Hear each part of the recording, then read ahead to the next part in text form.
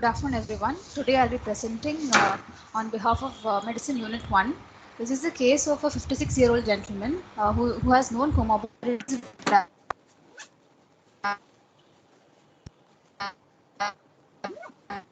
Voice is breaking. Dr. Aishwarya, voice is breaking. Influenza-like symptoms, and he was tested to be positive for COVID on 12th of January.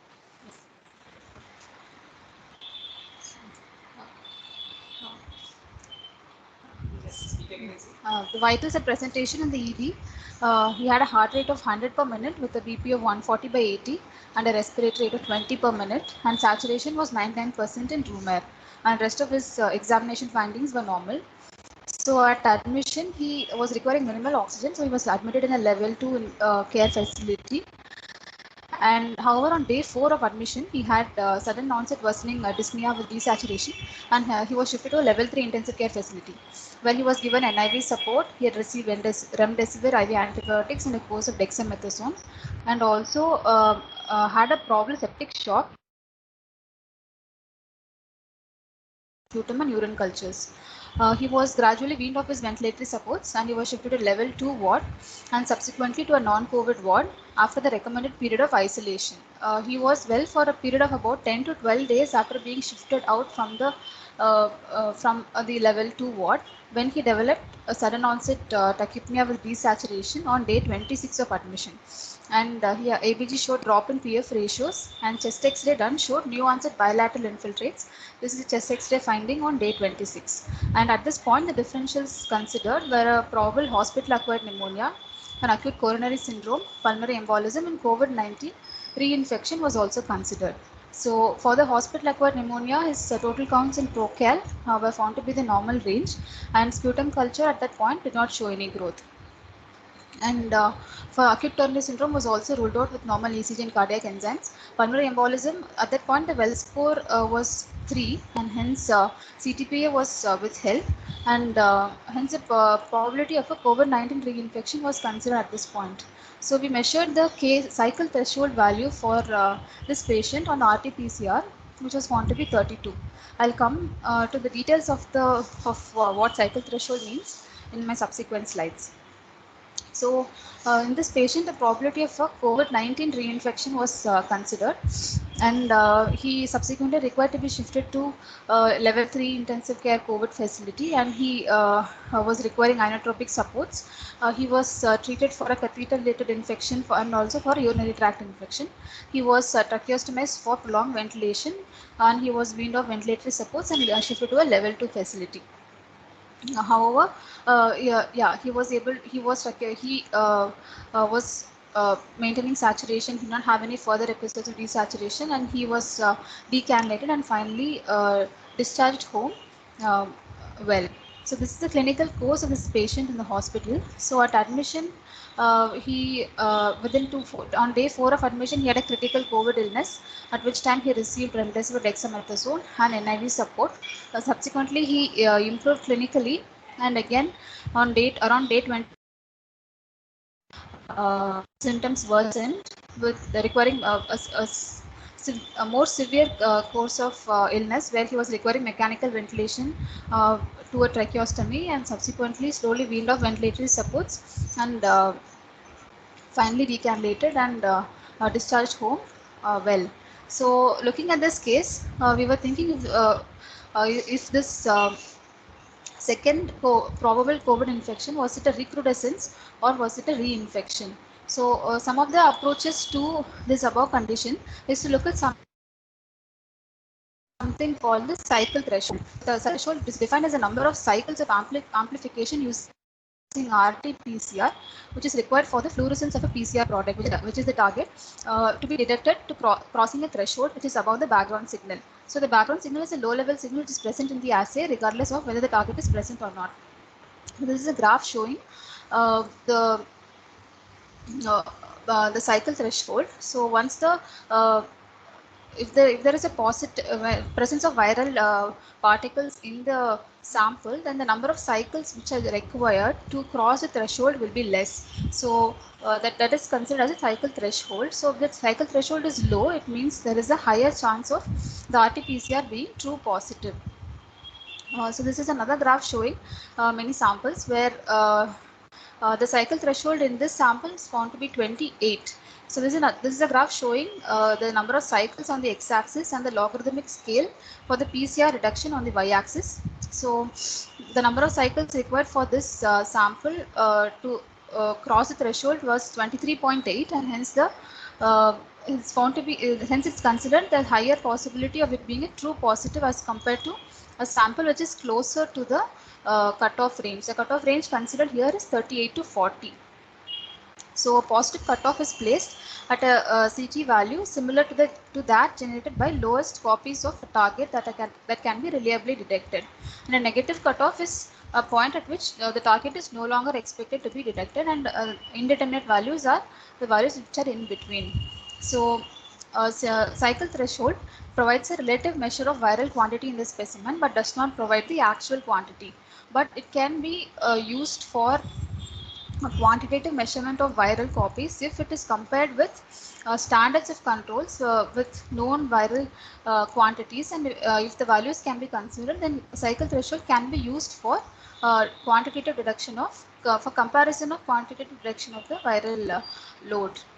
So when we have a re-positive result in a COVID patient, three ways to approach this is one is to look at the viability of the virus, which is only possible by inoculating the virus into cell cultures and assessing for evidence of viral replication.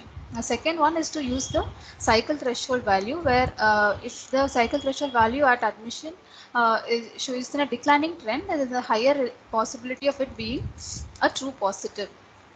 And a repositive value with a low CT would be required to conduct viral genetic sequencing. So viral genetic sequencing is the gold standard to detect, to compare if the original index infection is the same as the reinfection. So if the viral particles which were detected at reinfection were found to be on a different strain as compared to the index infection, then it's a definitive evidence of it being a reinfection. So genomic evidence for reinfection, some case studies have been published. So this is a 25-year-old male patient who had no comorbidities, and he had two positive RT-PCR tests. First was on April 18th and second was on June 5, and in between he had a completely asymptomatic period. And genomic analysis showed genetically significant differences between each variant in each instant of infection, and hence second infection was considered as a reinfection, and severity was considered to be more than the first infection. And this is another Brazilian study which has also looked at 33 patients with recurrent COVID infection. And in one patient, they had done a genomic sequence which had documented genetically different variants. And in most cases, there's no formal way to clinically differentiate between reinfection and recrudescence. And they've documented that 10% of patients have severe COVID illness. The second infection is more severe as compared to the index illness. So this is a case series showing another reinfection of 11 patients with who had two separate symptomatic COVID episodes. Here the viral reduction cultures were positive, but genomic sequence was not done.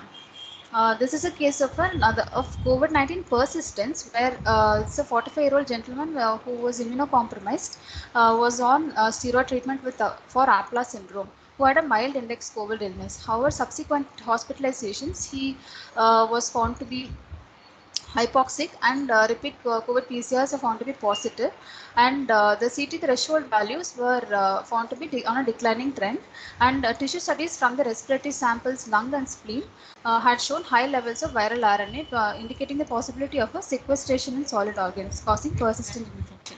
So the learning points from this case was there is difficulty in distinguishing worsening of index COVID infection from a reinfection, and uh, next generation viral gene sequencing is the gold standard for distinguishing between an index infection and a reinfection, and however it is not readily available.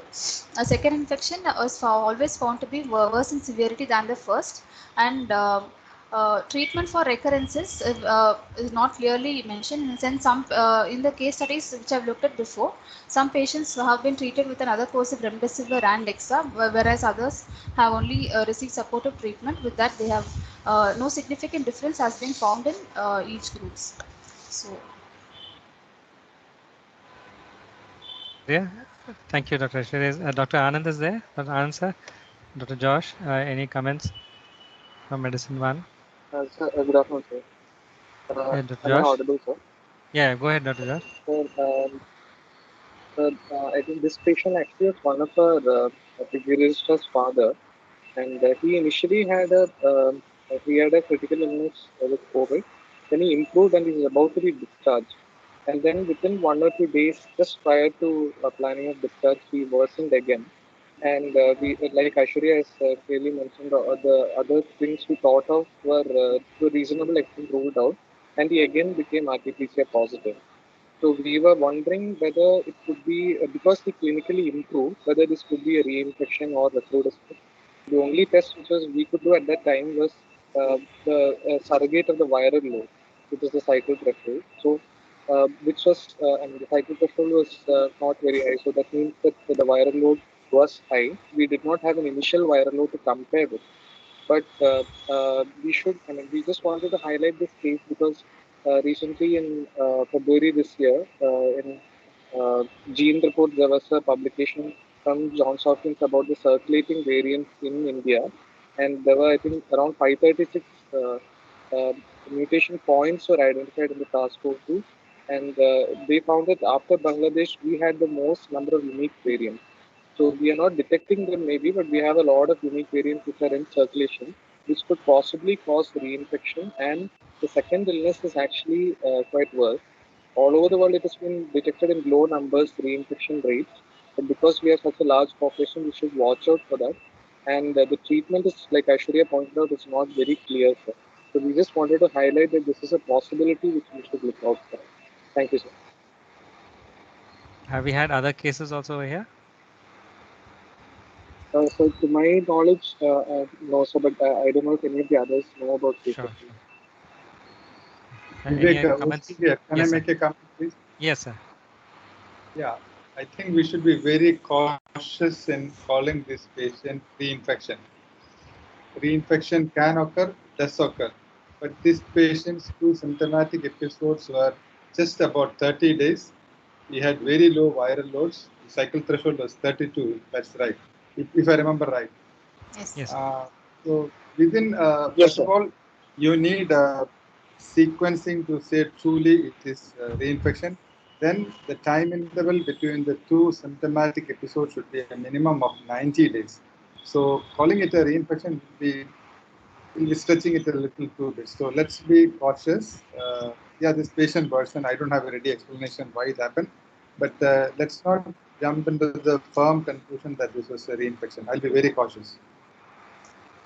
Thank you, sir. Thank you. Point well taken. Any other comments?